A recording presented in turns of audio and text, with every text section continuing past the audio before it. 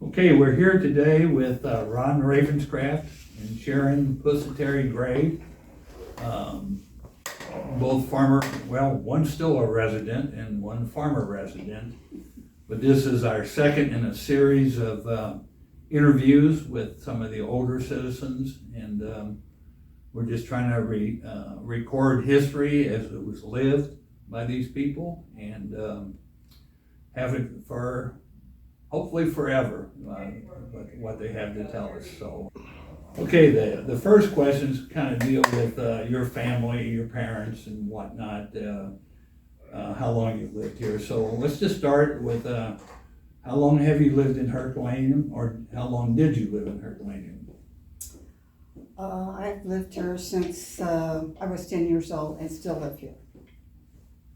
I've lived here since I was 5 years old and lived here until after I left college. I moved to Festus. I moved 4 miles away. Were either of you born in Herculaneum? No. I was born in Columbia, Missouri. Okay. And when you lived in Herculaneum, where did you live? I lived on Hill Street with my grandmother and my family, my mom and dad. I lived close to the Joachim Creek, kind of across from the Caves playground now. Okay. And who were your parents, Sharon? My parents were Ruth and Tony Pusateri. My parents were Robert and Juanita Ravenscraft. And were they lifelong residents here, or did they move here as well? No, we all moved here when I was 10 years old, and then my mother lived here until she closed the grocery store, and then she moved to Festus. My parents moved to Herculaneum when I was 5 years old, and my dad lived until he was 77, lived in Herculaneum his whole life.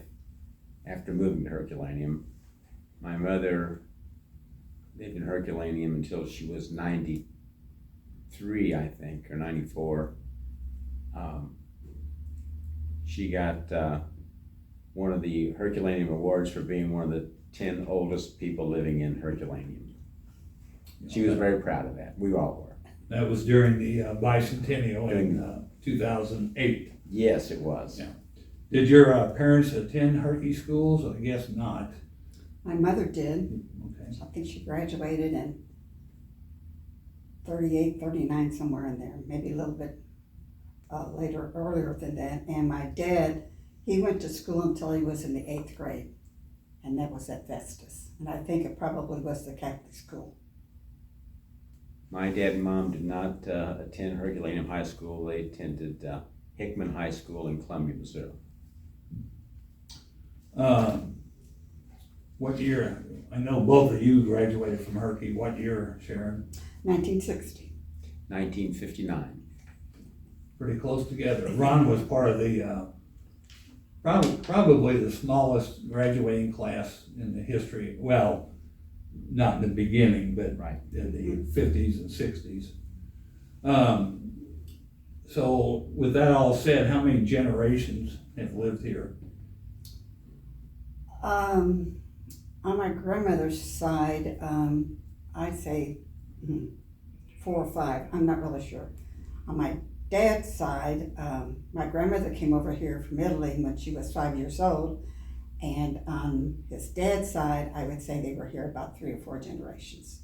Okay. Ron? My brother was the last Ravenscraft to live in Herculaneum. He graduated from Herculaneum High School, was born and raised in Herculaneum, and we sold the family home just about 3 weeks ago. There'd been a family member in Herculaneum for 69 years. It was kind of a sad moment. But I want to say one little thing. I dealt with the post office and the city during that procedure of selling the house and changing the addresses and preparing the house for sale, and it just made me feel great. Everybody was just so nice. Okay. Ron, you you want to mention your siblings? I have a son that's 40. He is graduated from Truman State University, is a CPA, teaches accounting at Missouri Baptist on a per course basis, graduate classes, and is the chief executive officer of the Jefferson Foundation. That's the foundation that manages the money from the sale of the Jefferson Memorial Hospital. My daughter has a master's degree and a doctorate. She has a doctorate from Arizona State. She's the accounting professor at Missouri State. She's also a CPA. And she lives in Springfield, Missouri. Oh, my son lives in St. Louis County. And you have a sister? I have a sister. My sister is 1 year younger than I am. She lives in Festus. It's Carolyn Blackwell. I wasn't real successful with Honor Society, but Carolyn was from day one. And then your other brother, Danny, Danny lived here. Danny lived here. He's now in Crystal Oaks in the residential at Crystal Oaks. Okay. Sharon, I know you had a sibling. Yes, I did. His name was Tony Pusateri. His stage name was Tony Stevens. He passed away when he was 63 years old, so it's been about 11 years ago. He went to St. Tobias, and the year that he graduated, he was at the Muni, and then he left when he was 18 years old and went to New York to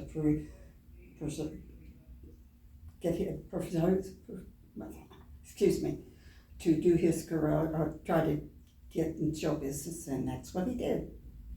I know he was involved with several Broadway plays. You want to name some of them? Well, yes, he did Our Town, and then he did Perfectly Frank, and then he made The Great Gatsby, did The Best Little Whorehouse with Dolly Parton and Burt Reynolds, and then he did another one called John Dangerfield. He did a lot of things, but he never got that big break on Broadway, but he was all, the only time he didn't work in his career when he first moved out there at Christmas time his first year, he had worked at Bindell's wrapping Christmas presents. But other than that, all of his career, he kept himself in the business. The first time I saw Chorus Line and they mentioned Herculaneum, Yeah. Guess who I thought of? I had some people I taught with were in London, and they went to see it, and that same thing when that guy introduced the dancers, and he said it was from Herculaneum, Missouri. Yeah. And, Well, my brother and a friend of his, they started that workshop. Most of the dancers in New York are called gypsies. And so, it's not an easy business by any means, but when they're between shows or can't get a show or a job, they decided that maybe they should sit down as a group and talk about their lives and how hard it is, where they came from, and that's how they got started. And then my brother gave the rights to Michael Bennett, and it became a big hit. okay, you want to say anything else about Tony? Or Well, like I said, he met a lot of people. His closest and dearest friend was Cheetah Rivera, and he auditioned for one of her nightclub jobs, and so he got that, and from that this wonderful friendship began and was still there when he passed away. In fact, the night she was in Europe when he was in the hospital, and the night before he died, she came back, and it was late at night, but she came to the hospital and visited him, and then she called him the next day, and we all think that day that she just let him know that it was time to go, so he passed away the following day. he was also involved in some of the, was it Dr. Pepper commercials? Yes, he did Dr. Pepper, And then he did what the State Farm every year, every other year has a convention for all of their ages, and they all have to attend, and they do it in two sets, maybe one in the April, and then maybe one in September or October. So what they do, I didn't really understand why they had him do choreography, but some of it, instead of being all just board stuff, they worked in musicals with some of the promotion and then that they wanted to do, and he just loved that job. That's interesting, in so many ways, Yeah.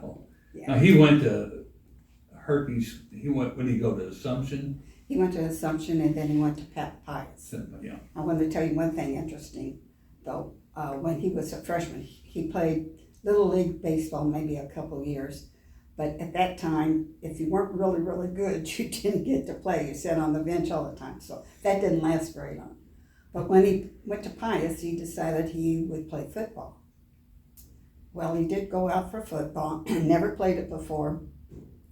And he never played in a game. He came back one day or home and told my mom and dad that he had quit football, and he hoped that my dad wasn't disappointed in him, because I think he thought my dad would like to see him play. And he said that didn't bother him, but he said he was 14 years old then. He said, I've made up my mind. I know what my career is going to be, and so I want to be a dancer and a choreographer. So then on, my dad took him to Michael Sims, at Webster, and he drove him up there like 3 times a week or more until he got his license and he could go up there. And my dad asked him one time, he said, do you think my brother has a chance? And he said, don't discourage him. So that's what Tony did. Okay, this will be interesting for both of you. Did your parents work in Herculaneum? My mom did. My dad worked at Pittsburgh. Yeah. And my grandmother, she was the one who owned the store. You want to say something about the market there on Hill Street? Well, it was there for over 50 years. I can remember we used to get the leg of a beef or cow and made our steaks and sold our roast off of that. She had chickens in the back, and we sold those in the store. We cleaned them and closed. And it was just a neighborhood.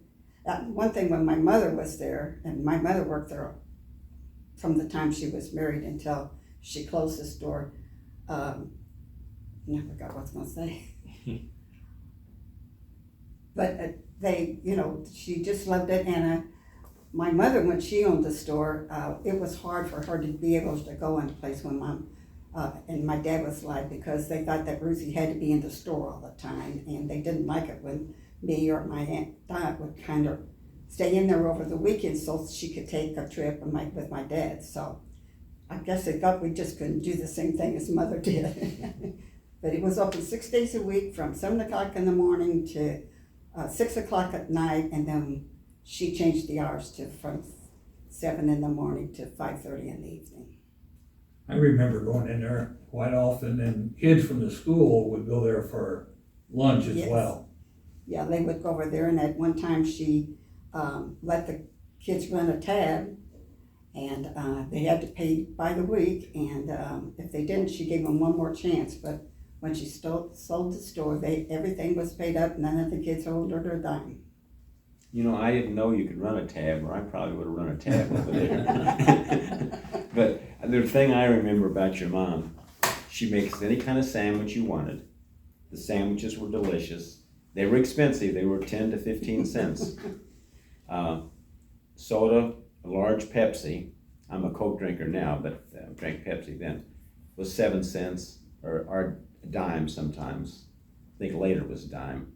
Hostess Twinkies were 7 cents, and very popular place. Well, and also at that time, the bottles soda, you could get a deposit return on them, which was 2 cents.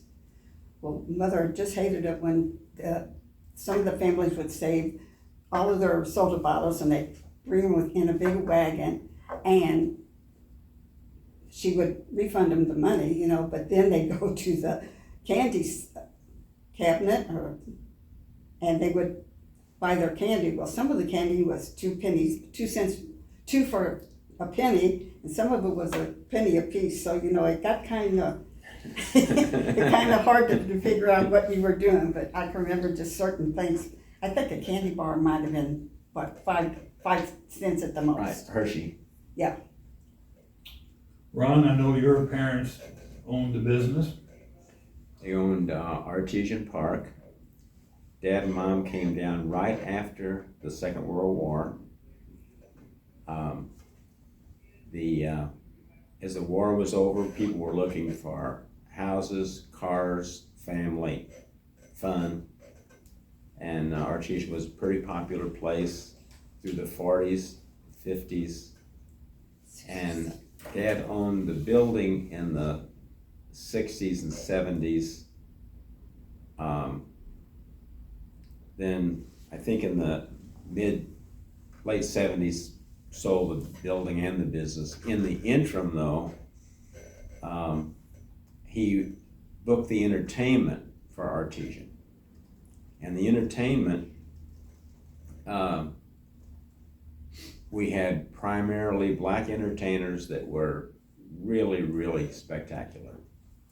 And a lot of times they couldn't stay in good places in St. Louis, or they couldn't eat in the restaurants. And they came down, and Dad really treated everybody nice. And there was a disc jockey named Lou Times, and he started bringing entertainers down from the Kiel Opera House, and that was a big success. And it was popular. In the later years, it was a different establishment, but after the war, it was popular. It was a good place to go. A lot of wedding receptions and parties there on Sundays and in the afternoons. And that was Dad's primary occupation, other than when he sold the business and got away from that. A lot of discussion about the entertainment. In the early years, there was a musician named Tab Smith, who was one of the first recording artists that sold 1 million copies of a song called Pretend, and Because of You, and My Mother's Eyes. And then the music changed. We had a musician named Pee Wee Pierce, who was very popular. And in those days, people were young and they would march all the way around the building following the musicians, and the musicians were playing. Then later, Little Anthony and the Imperials were there. Another dancing group, and I know their name as well as I know my own, but I can't remember it right now. I remember they went to Canada, and then they went to France, and I knew it was Jules Carlos and the Bombardiers. That was the name of them. And I'll never forget, they told me, they said, this will be our last time here because we're moving to France. We're treated so much nicer. And so that was the main thing. The big controversy, or the big discussion, not controversy, the big discussion was, did Ike Turner and Tina Turner ever play Artesian? And I'd like to say yes, but I have to say no. And Chuck Poley, he's the authority on this. Little Milton and Oliver Sane, they were big in those days. Little Milton was a recording artist, so was Oliver Sane. Fontella Bass, who sold 1 million copies of a record at that time, Rescue Me. We were very close to having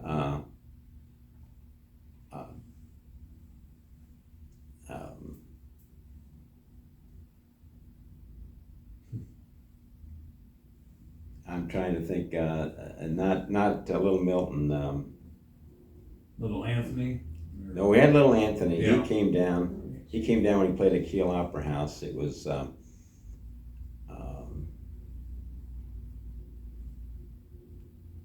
well, Fontella Bass was with him, but,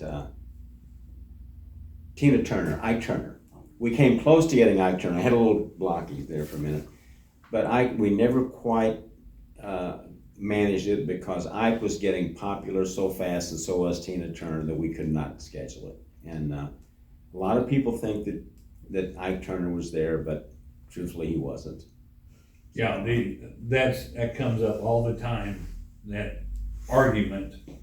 And there'll be people, I saw them there, I was there, and other people, no, they weren't there. Well, Sharon and I know because we were there. The thing is, I would like to say, I've never said this before, that Ike Turner was never there, other than to Chuck Poley. And because I don't want to get in the middle of a discussion, but we'd like to say that, but we can't. We did have some very, very top-notch entertainment though.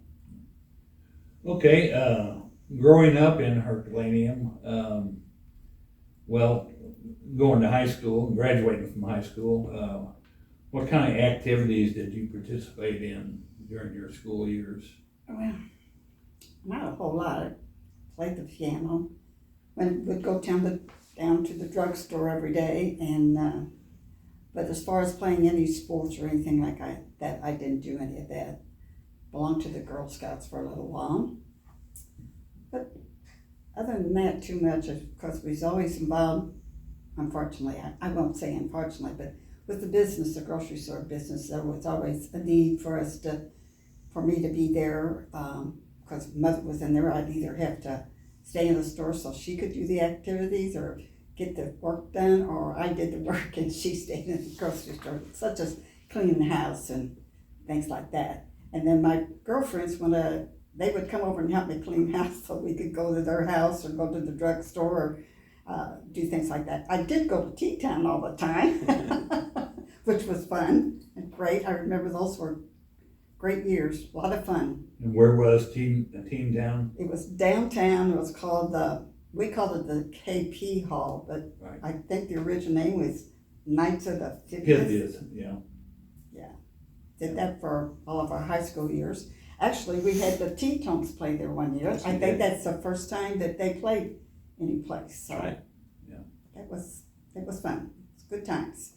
Ron, did you participate in things? Freddie and I led 4 years in baseball. Freddie played a lot of football. He was a great athlete. I was pretty active in Herculaneum High School. I thought it was a really, really a good school. And I'll go back to the 5th and 6th grade. We had Mr. Freeman, we had Mrs. Thomas. We did have some good teachers, without a doubt. I was active I was on the student council. I was president of my class the senior year. I was on the activities committee every year that formed a lot of activities for the school. We had a lot of activities. I was in the junior and senior play. And Herculaneum was a pretty progressive school. We had a lighted football field. We had the best track field in the county. We had all the regional track meets.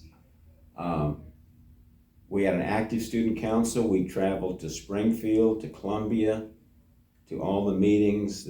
Our sponsors were very active with us. We had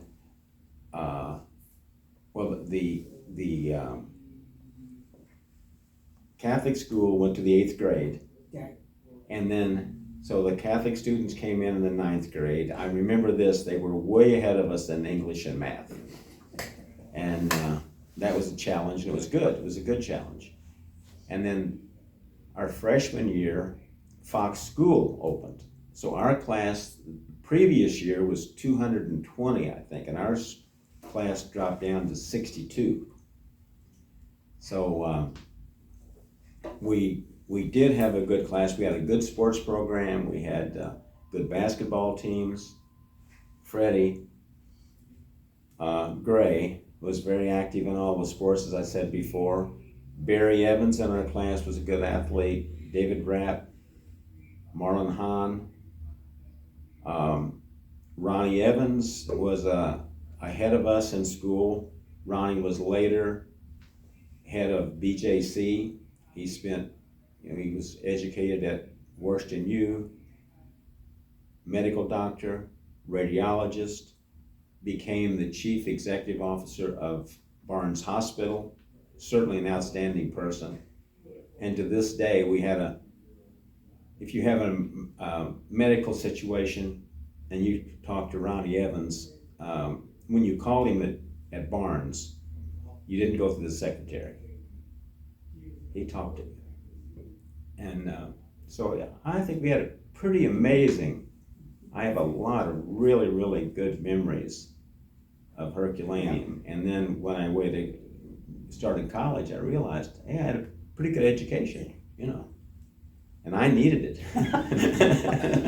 No, we did have, it was a good. Well, Ron, you mentioned Mr. Freeman and Mrs. Thomas. Are there any other teachers? I had both of them, and they were excellent. We had some amazing teachers. We had a first grade teacher, Mrs. Johnson, and I stayed in contact with her for many years. She'd drop me little lines, and if she'd see an article in the paper or something, she'd drop me a little note. Mrs. Worcham was a second grade teacher. Yeah. She was very good. We had Mr. and Mrs. Heiss. Truthfully, you had to look a little bit deep, but they were, and there's a lot of discussion about this. I thought they were very, very good teachers. We had Mrs. Hadishire, who was a music teacher. She was absolutely a wonderful person, and I'll mention she was a neighbor of Paul Bischler's mom and dad. And after her husband died, they stayed really, really close to Mrs. Hadishire and did a lot for Mrs. Hadishire. And she was the kind of person you'd like to do a lot for. She was very outstanding. And in high school, Mr. Phillips was Mr. Phillips was good. Music teacher. And music and art. Music and art. Yeah. Mm-hmm. Kempton was a science teacher. You don't realize how good those teachers really were until you get away to school, and then there's no nonsense. They hand you your class, your work, and then the next day, if you don't turn it in, so what? You don't do well in school. But in high school, they followed up. Hey, you need to get this done. I also thought that John and Irma Parker were really great teachers, because they were the type of teacher, if you had a problem or you wanted to go someplace to visit, they had kids at their house all the time. In fact, Freddie and I bowled in tournaments in Springfield, Illinois, and they lived in Springfield, and we called them one day and went over and visited them. But I just thought they were terrific people. Right. They were your friend and your teacher both, but I think they were really great. Administration. Had good administrators. Mr. Black. Yeah. Nelson was a principal. Black went on to become pretty big in the state. Yes, he did. Education. Well, and Roy Taylor was. Roy Taylor. Yeah. And then there was Mr. Miller. Miller. Yeah. I think Mr. Black was there when we graduated. Mm-hmm. He was kind of an academic. He was a very smart guy. Yeah. Okay, now we're going to get the good stuff.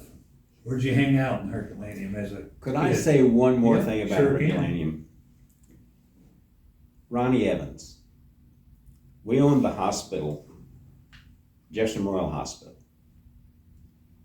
And hiring administrators in a hospital is a difficult job. And so we were having some difficulties. And I was on the board at the hospital. And somebody said, well, if we could get Ronnie Evans down here to get us straightened out.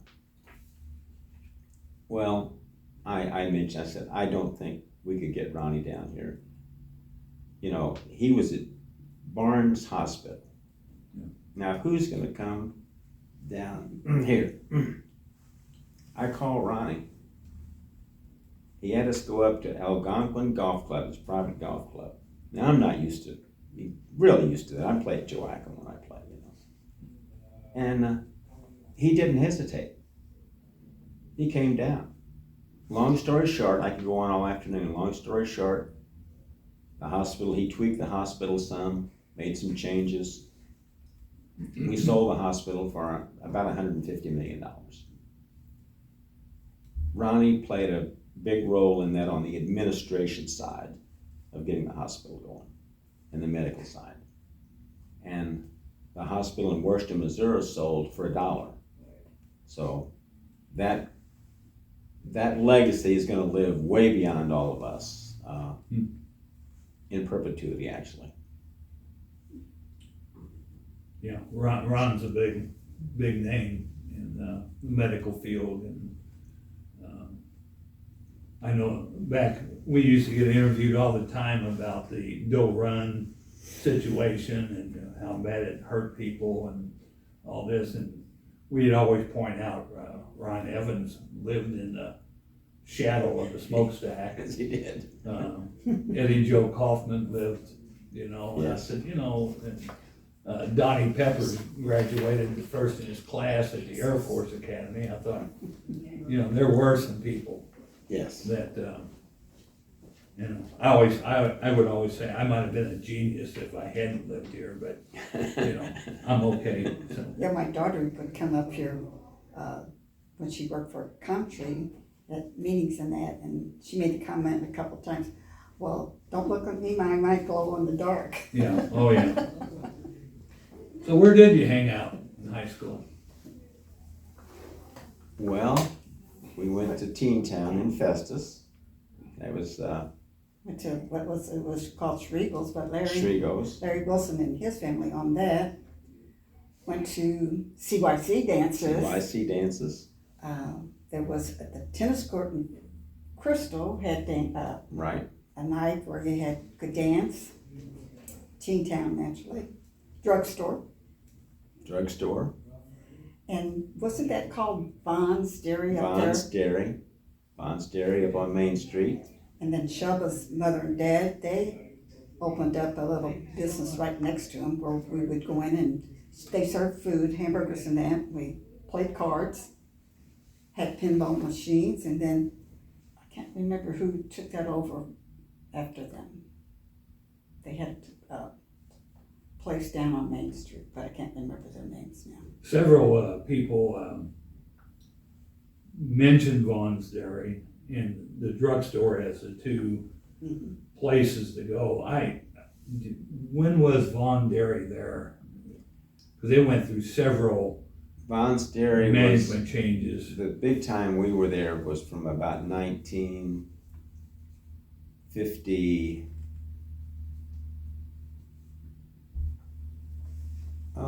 2 or 3 maybe. And then I guess about 65, 66, a place like that, they closed. Right, they closed. Yeah. I remember. You really get a malt, you could go in and, yeah. and sit and talk. And then another thing that we did is Mises Bakery. Oh, right. You go right down the street and you could get a dozen donuts there after 11 o'clock. And Alan Meese ran that, and his son is still he's still around some. We see him. There also was a movie theater. Oh, we had a theater. Did you ever attend a movie there? All the time when I could finance it. I don't think I ever did. My aunt worked at the Miller's Theater in Festus, and so that's where we pretty much went because every once in a while we could get in free. So. You know, the theater in Herky opened like in the 30s, and it was called the Riverview. And then it closed, and then they reopened it as the Veneta. Veneta, right. And I didn't know this until last year. they finally closed because of Miller Theater. Because the guy that owned the Miller in Festus, and he owned some others too, he would block the Herky one from seeing first run movies. And so they'd have to wait for a movie, and then they finally sued him. And I don't know what the outcome was, but that basically what closed him I didn't know down. that. Yeah, I didn't either, I just like, When the movie was in Herculaneum, then people started migrating to Crystal Village. There was a High Point theater there. Right. And you could get, Pete Schulte had a bus that you could take the bus from Herculaneum to the High Point Theater for a dime.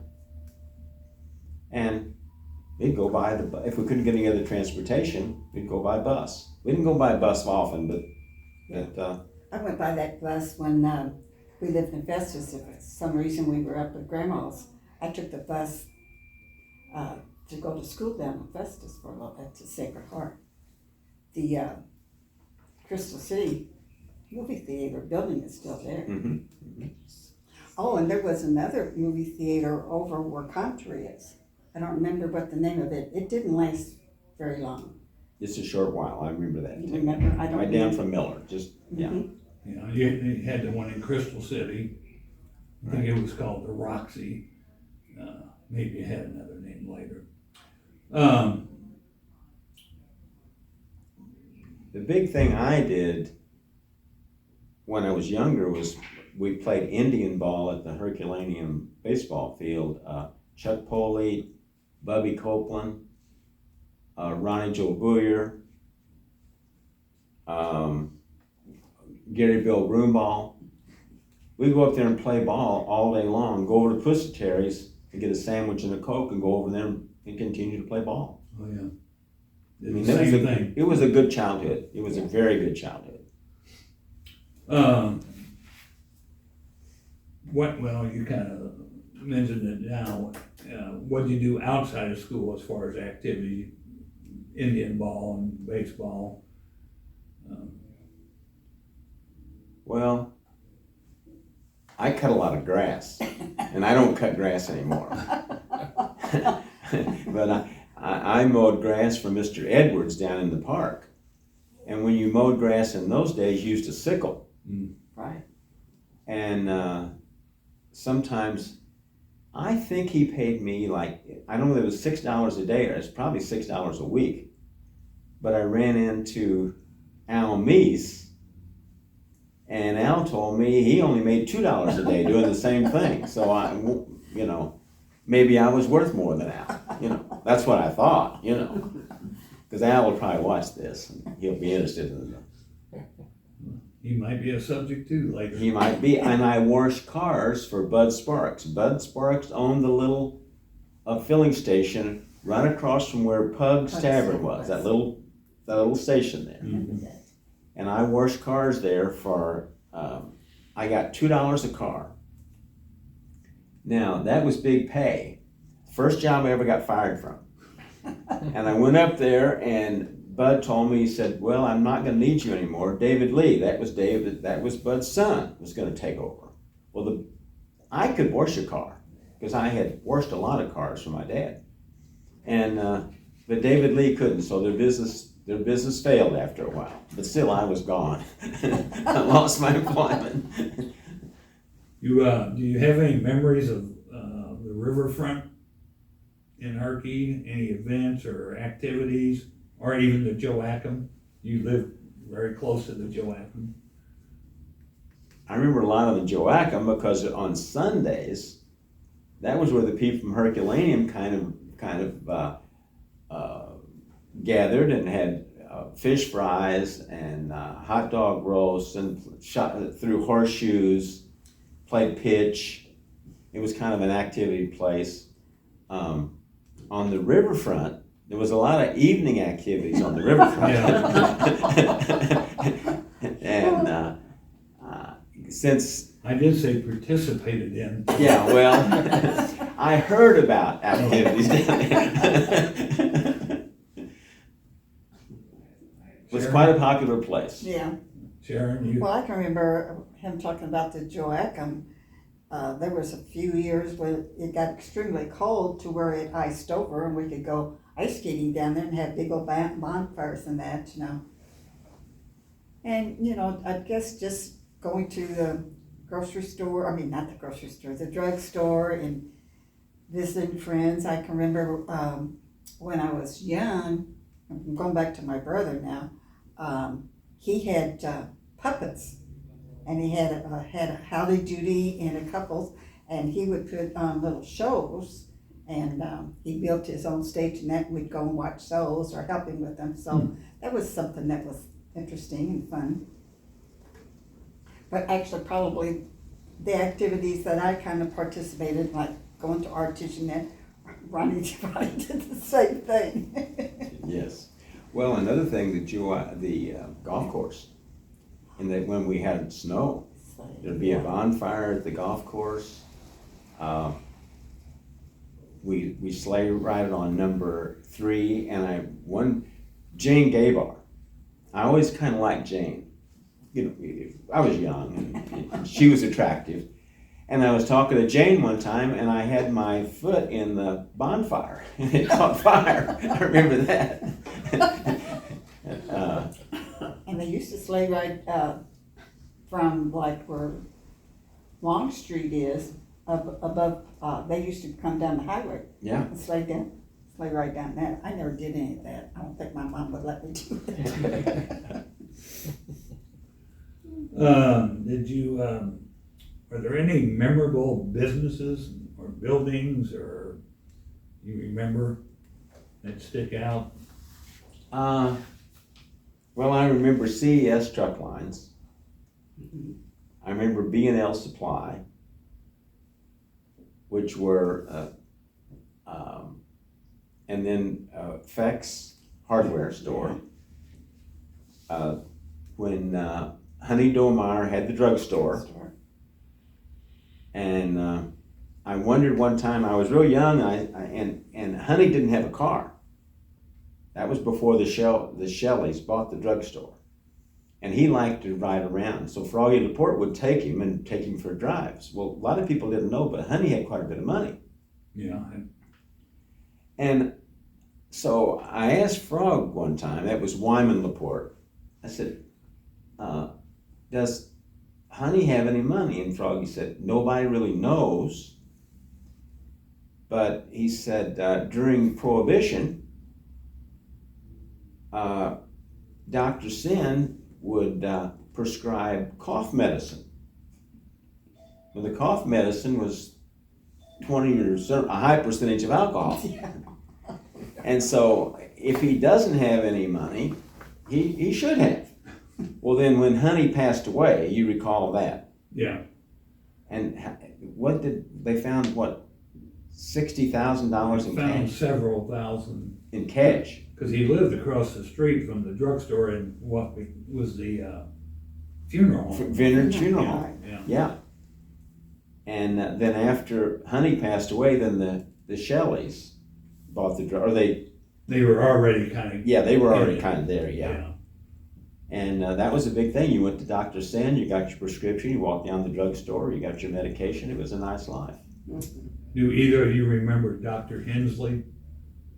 He was before Sin. He was before Dr. Sin. Dr. Sin's the first doctor I remember. Yeah. But now, the old, like Froggy Laporte,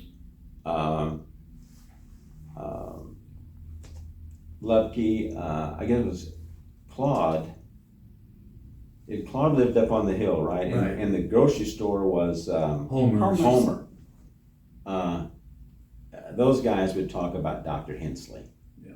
Well, he lived on the corner downtown where Homer Lupke had his store. There was an alley, and then Hensley's house, and it was there for many years, and then finally Doe Run or St. Joe tore it down and built the parking lot, you know. Well, and there was a bowling alley there too. Yeah, that's one of the only buildings still there. Yeah. It's not a bowling alley anymore. 4 I days. remember Claude Lupke. You know, a lot of people realized, and a lot of people didn't, that if you need a loan in Herculaneum, a house loan, you went up on Claude's porch and talked to Claude. He made loans. He was kind of the bank in Herculaneum. Yeah. And my dad always told me, early to bed, early to rise made you healthy, wealthy, and wise. Well, I'd go to the post office to get the mail, and it'd be like 9 or 9:30, and Claude would be in there getting the mail. And he always had a lot of mail, and a lot of prospectuses, annual reports.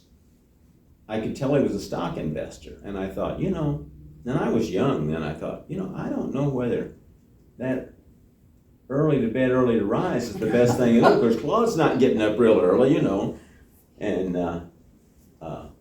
I told Ronnie Evans that story a couple times, I actually have a passbook from Herculaneum Savings and Loan, which was Claude Lucky.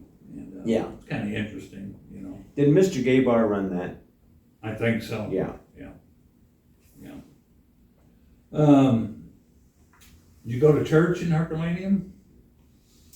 Yes, Obviously, you went to Assumption. I went to Assumption, got married at Assumption.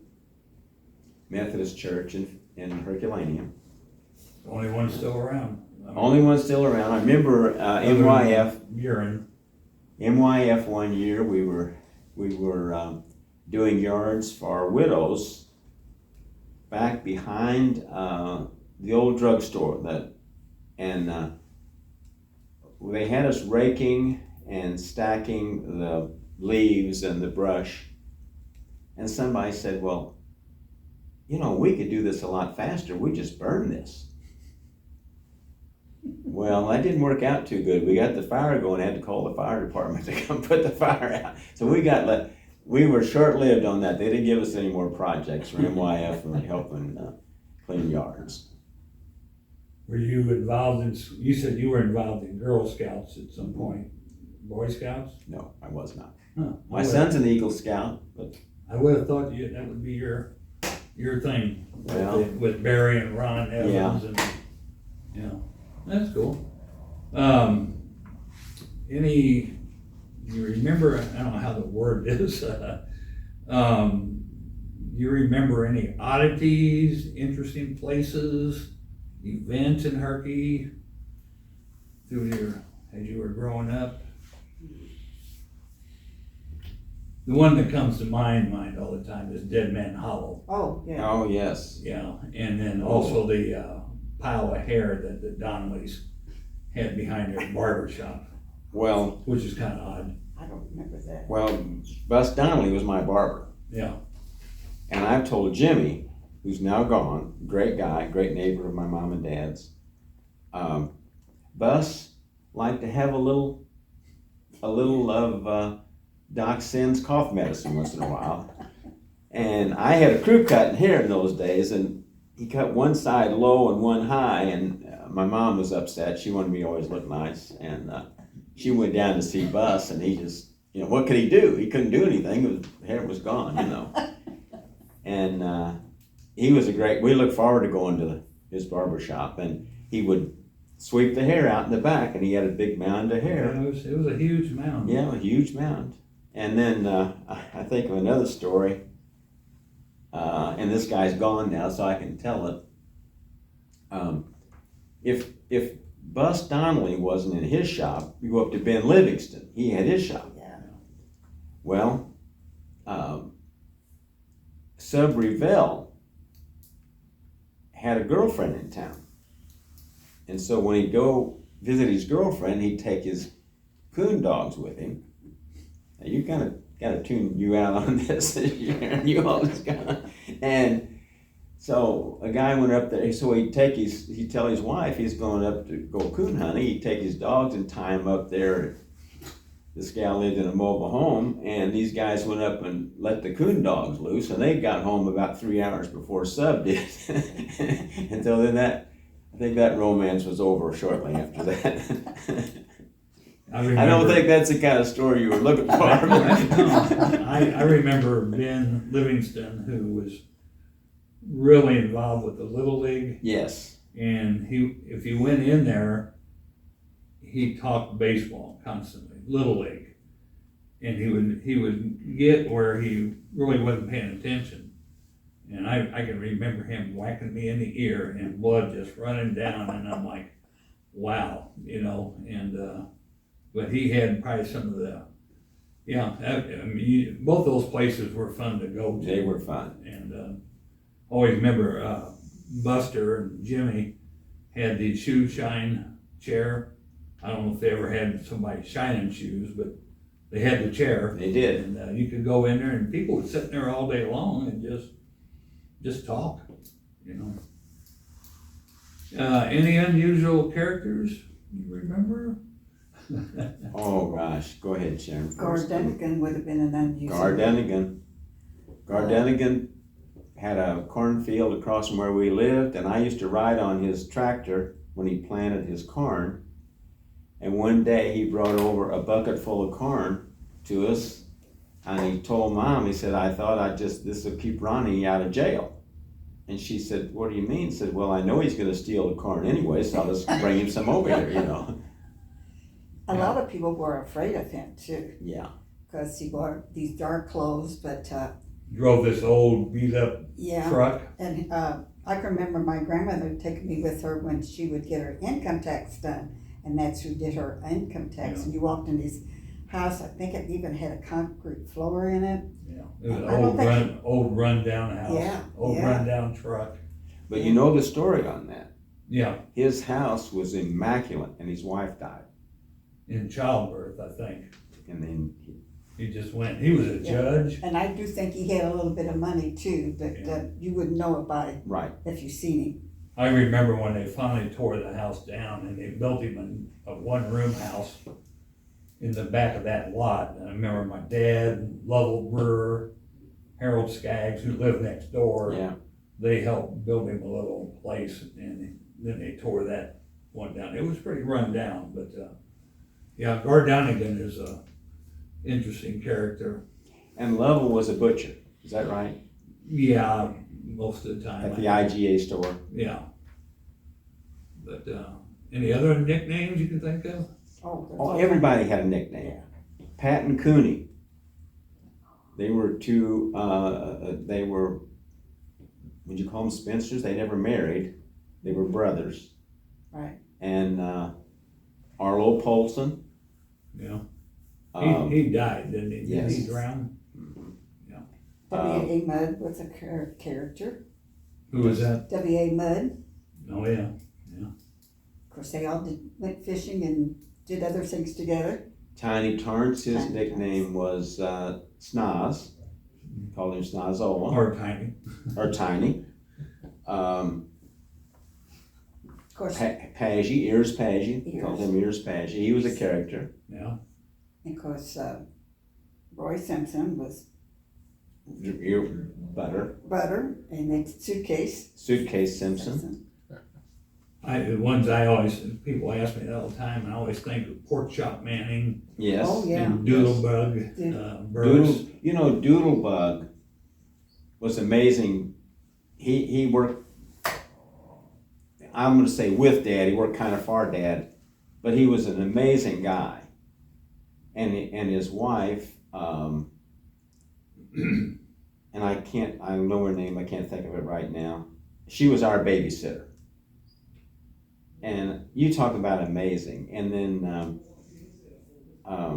Clementine, she was a large kind of she was black, always in a good mood. She babysat with us, and her son later became a minister. Oh, okay. Not talking about verses, are you? Yes, the Burses. Yes, I am. And they were wonderful, wonderful neighbors. I always remember they called Sue's mother Porty all the time. Yes, yeah. Do you remember any racial issues growing up? No, I absolutely do not. no. When I went to Assumption, and when we walked home a lot, we would go through where they all lived, and even if somebody came through if the ladies were sitting down on their front porch, they'd make sure you're okay. Yeah, Just and they go knew on. you. Yeah. Because we would walk home to the Yeah, south they- end of town. They never did. As Yeah, far as I know. I never, I think there was, I remember in the drugstore, Norman would tell people working the fountain, don't give any black a glass. Right. Give it to them in a wax, cup. And they couldn't sit at the counter. I remember that. That changed, of course, but Janet Leonard, I don't know if you know Janet. I know Janet well. She worked there, and she said, well, I'm not doing that. So she just, if you sat at the fountain, Janet would give you a paper cup, just like everybody else. Yeah. Norm didn't like that, but, that's about the only thing I ever did. But that was kind of Yeah. the way things were then. It was Yeah. a shame. But that was a big thing that helped my dad and our family out. His dad accepted, he was kind of on the cutting edge of that. Yeah. And the blacks that came in, they sat with everybody else. And there was a little conflict between mom and dad on that. GK, the barbecue guy, he was black. Well, he prepared food. When the black entertainers came, Dad fed them whatever they wanted to eat, and they were hungry. But I don't think Mom understood they were hungry. And Dad would say, and Mom would say, well, we're losing money on this. We can't make. But and that was the way I was raised. And I think back now, that was pretty amazing. I got a question for you, since you grew up across the street from where the playground is now. Mm-hmm. You said Guard Donegan had a cornfield. What was that like before they cleared it off to make it a park? Well, I think St. Joe, I think they just let Gar have that cornfield over there to keep it maintained. Yeah. And it's set up kind of high, right? Where the Yeah. park is now, and then kind of fell off in the back. And when we get a lot of rain, you would get some pretty soft spots. And one time I was over there kind of late at night hitting those corn things with the front of the car, and I went down. And I had to call White. White up there on the... Right. He had a record. And he had a perpetual cigar in his mouth. I guess he slept with it in his mouth. So about 2 o'clock in the morning, he came out and said, Ronnie, what are you doing over here in this cornfield? And he towed me out for $2. And so there was some swampy areas down in that area. And the next morning, my dad, we lived across the street. Now, what was I doing over there? I don't know. And the car had mud all the way up, an old 51 Chevrolet.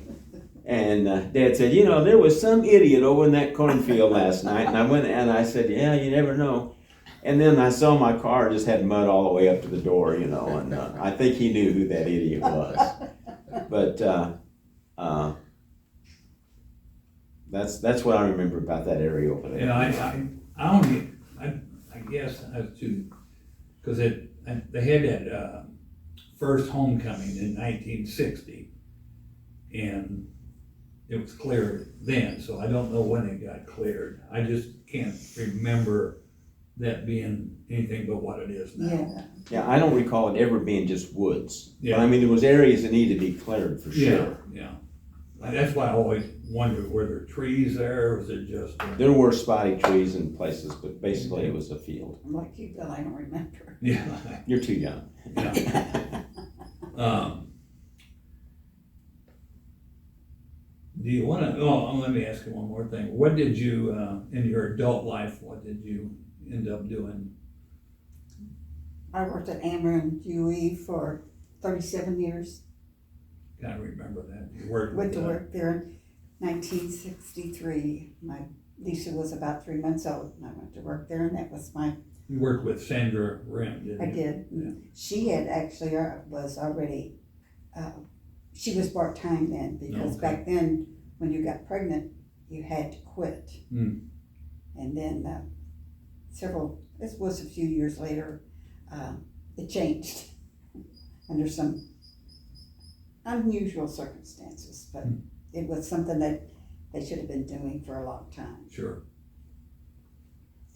When I graduated from school, I went to work in Hillsborough at the Office of Job Training. Worked there, then went to work at the, I'd been on the board of the Bank of Hillsborough, and then later became retired from, I kind of retired, I guess. I moved from the Office of Job Training to the Bank of Hillsborough. Then I ran the Bank of Hillsborough. And then when the Bank of Hillsborough sold, I moved across the street to the Eagle Bank, not as an employee, as a board member. And then when Eagle Bank sold, I moved up to First State Bank in Hillsborough. So there's 3 banks in Hillsborough. I have one distinction. I've been all 3 boards. And the thing I like about that is we were competitors, but we all got along. I mean, I liked the people at Eagle Bank. I liked the Bank of Hillsborough was good people. The First State people, they're still there. They're great people. And then I was like a 50-year member of the Rotary Club in Hillsborough. Member of the Elks Lodge. Was on some committees at the Methodist Church in Festus. On the board of the hospital, was chairman of the hospital board, chairman of the finance committee of the hospital.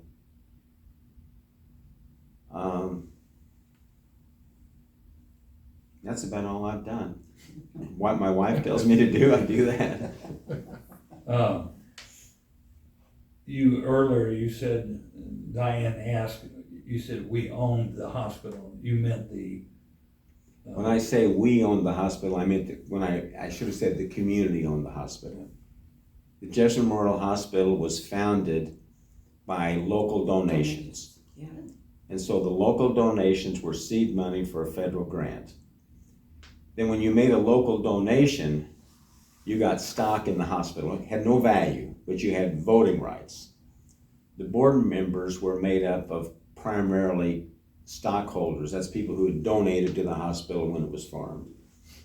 And so then when the hospital sold to Mercy, the funds from that sale went into a foundation that will run in perpetuity. And that foundation now gives about $8 to $10 million a year back to the community in Jefferson County. The city got a lot of money from that foundation for a Cade's Playground back in 2012, 13. And then the hospital made some donations prior to the sale. Yeah. Question I forgot to ask was, where did you shop growing up in Herky?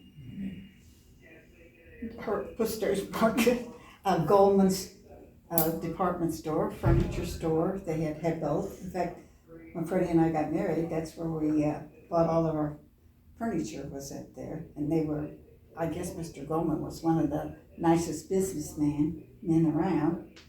Of course, we had Woolworths, had Ben Franklin's, there was Rector's, and... Those were all in Festus. Right.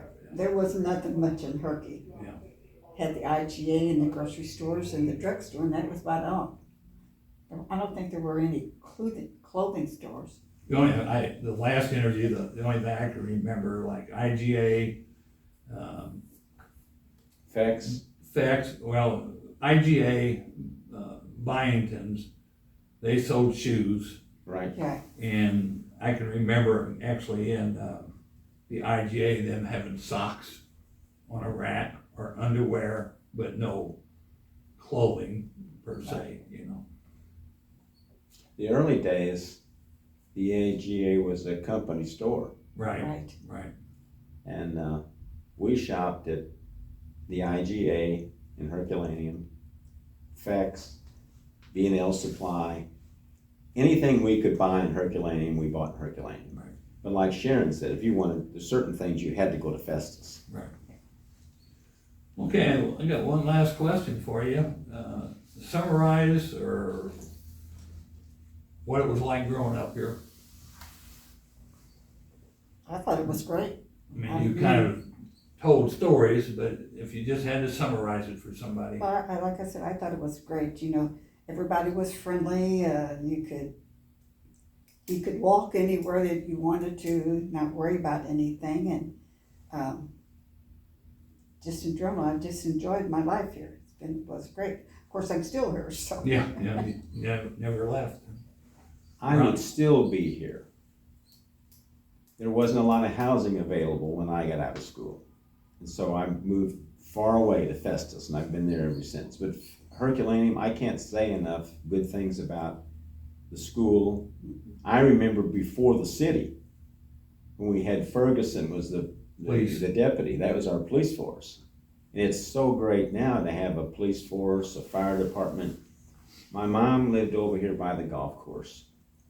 And the police department would come by every day and just say hello or call her. And I remember one day we were going to change light bulbs, and Mom says, no, this new policeman, he did that for me. You know, reach up because she couldn't change the light bulb. Yeah. And I just went through, which is very difficult if you ever sell your family home. And I started dealing, as I said earlier, with some of the same people, or people that they're not the same people, but they're relatives. You know the people. Mm-hmm. And Don Stotler's, one of his family members at the post office, and she was telling me about delivering mail to my mom and my dad and things like that. I just can't say enough good things about being raised in a small town with people who looked out for you. We were basically, I thought, crime-free. Now, we probably weren't, but I thought we were. We didn't lock our doors. We didn't have any problems. Left our doors open even when we were away. Never worried about anybody coming in. And good people, working people, hardworking people. You had St. Joe Lead, which was I thought, a good employer. They did a lot in the community. We didn't have a city. We were unincorporated. But St. Joe was kind of the city in a way. They got a lot of bad raps from some certain people, but not too many bad raps from the Herculaneum people. Yeah. Well, you know how many years were when you didn't have to pay a water bill because they furnished the water for you. Maintain the streets. Maintain the streets. Yeah, they pretty much was the, I don't know what you would call it, but the street lights, sewers, that was all part of the St. Joe Lead Company. Right.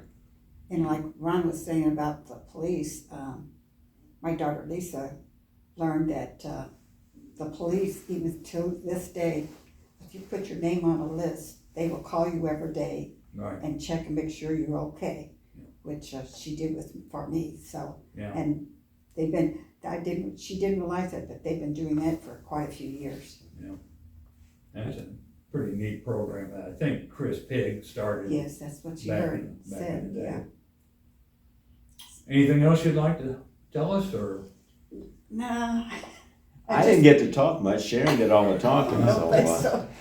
But no, like I said, I don't have any regrets from growing up here. Sometimes I thought the only thing, maybe every once in a while, would miss Festus because we lived there for several years before we moved to Herky. But other than that, just fine. Sharon was married to Freddie Gray, who passed away, last year? August the 8th this last year. And speaking of characters. Yes, he was. Freddie was one, but he never met a stranger, that's for sure. No. But he grew up here, and like you say, he graduated. He graduated with around 59. 59. Yeah. And his parents were good people. They were good people.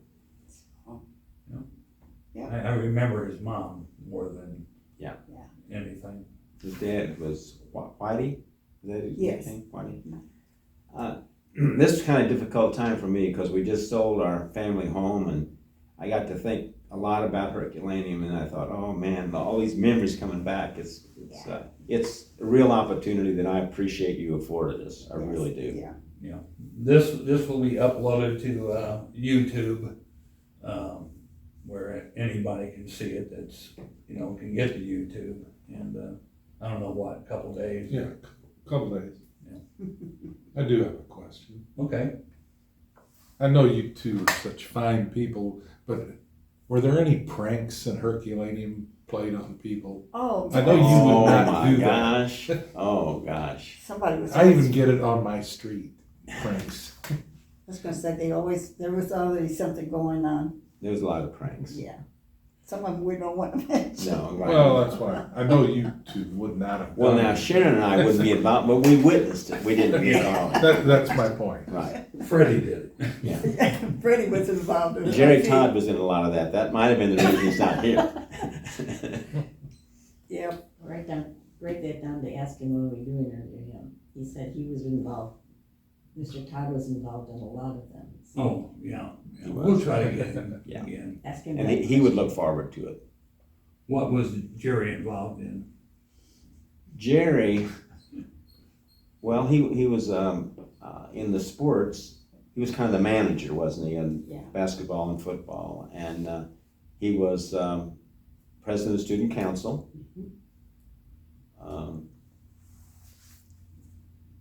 Read a lot. I remember, well, this is it.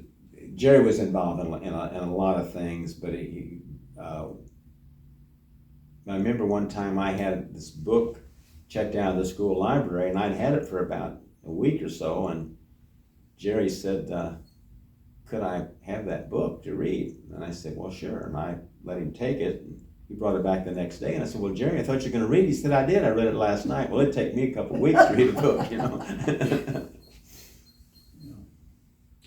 Well, we appreciate you taking time to come let us interview you, and like I say, we're trying to record the history by the people that lived it. And I'm sure some of the people that are no longer with us could tell you a lot of stories too. yeah, we